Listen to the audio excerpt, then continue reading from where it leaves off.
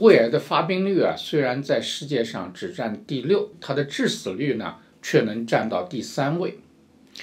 即便是在欧美这样的发达国家，5年的存活率啊，也只在25%到28%。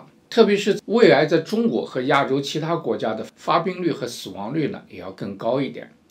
特别麻烦的是，它的早期症状啊，不太容易辨别。今天我们就来探讨一下，怎么样识别胃癌的早期症状，怎么样预防胃癌的发生。健康是我们最大的财富，让我们一起管好它。我是杨医师。历史上一个著名人物啊，拿破仑啊，他就是死于胃癌。虽然大家对他的死的原因啊有各种各样的说法，有人说是砷中毒，有人说是心血管病，也有人说他死于胃溃疡。他的私人医生啊，当时做了尸体解剖，确认了拿破仑当时得的是胃癌。美国德克萨斯大学在2007年发表了一个综合研究结果，得出的结论是呢，拿破仑是死于胃癌导致的大出血。当年呢，他也只有52岁啊，英雄也怕病来磨。研究的专家罗伯特金塔教授说，即便是拿破仑活在今天，有这样一个先进的医疗手段，拿破仑的胃癌也活不过1年。那么什么是胃癌呢？胃癌虽然有各种各样的类型，最常见的还是胃黏膜细胞病变的胃腺癌。这个胃腺癌有的呢，它浸润得很深啊，有的呢是停留在胃黏膜的表面。首先让我们来对照一下自己，我们是不是属于那种容易得胃癌的人。第一呢，就是年龄因素，60岁以上的人发病率更高。第二个就是饮食习惯啊，喜欢吃高盐的、高脂肪的、低膳食纤维的人比较容易得胃癌。特别是那些腌制的、油炸的、烧烤的和深度加工的食品啊，都会增加胃癌的风险。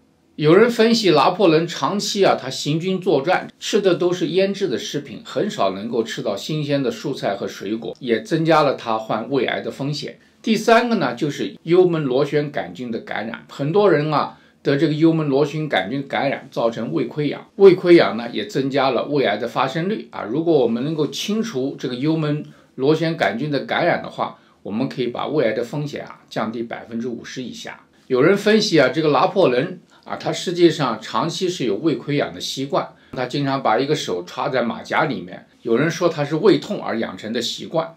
第四个呢，就是胃里面有息肉息肉呢也会容易癌变，增加胃癌的风险。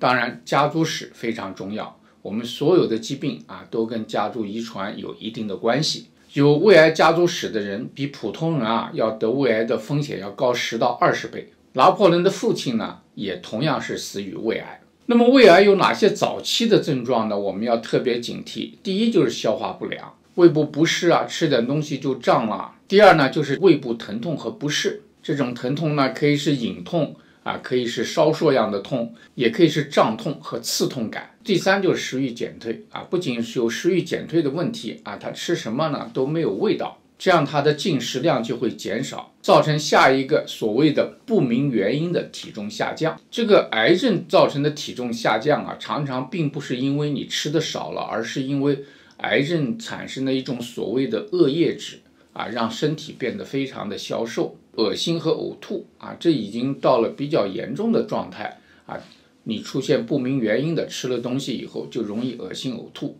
第五就是疲劳和虚弱，那这里面一方面因为你进食的量不够热量不够，营养不够，人就会疲劳，同时癌症造成的恶液质呢也会让身体有疲劳感。当然了，有这些症状很可能是其他的消化道问题造成的，并不一定都是癌症。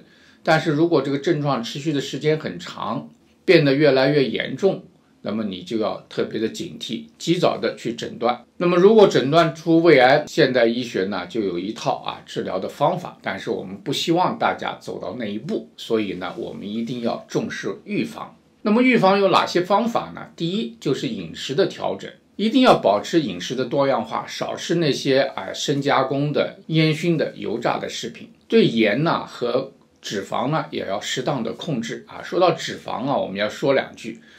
多链的不饱和脂肪它对健康是有好处的，降低各种各样慢性疾病的风险。正常食物里面的饱和脂肪酸并不对我们的健康造成伤害，但是呢一定要适量。所以呢，含饱和脂肪酸过高的食品呢，我们还是要适量的控制。第二就是戒烟戒酒。其实烟和酒啊，对我们身体没有任何的好处，它会增加胃癌和各种慢性疾病的风险。所以呢，戒烟戒酒是必须的。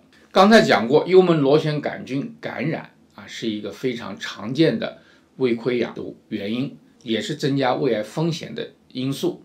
所以呢，大家一定要保持饮食的清洁。如果出现了消化道的问题，一定要及时检查有没有幽门螺旋杆菌的感染。我们定期的体检也是很重要的当然了，我们有的时候一等1年再去体检。如果你有问题的、有症状的时候，及时的做体检，做一些超声波，做一些内窥镜，都很容易发现胃部的炎症、溃疡、息肉以及早期癌变的细胞和组织。第5呢，就是减轻胃肠道的负担。所以减轻负担不等于说不吃东西或者少吃东西，要正常的、规律的、适量的进食。第6呢，就是定期的运动。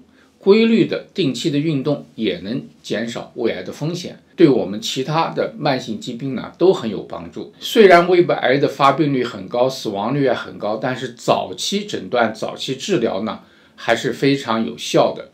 如果我们在早期发生胃癌的话，它的5年生存率能达到90%。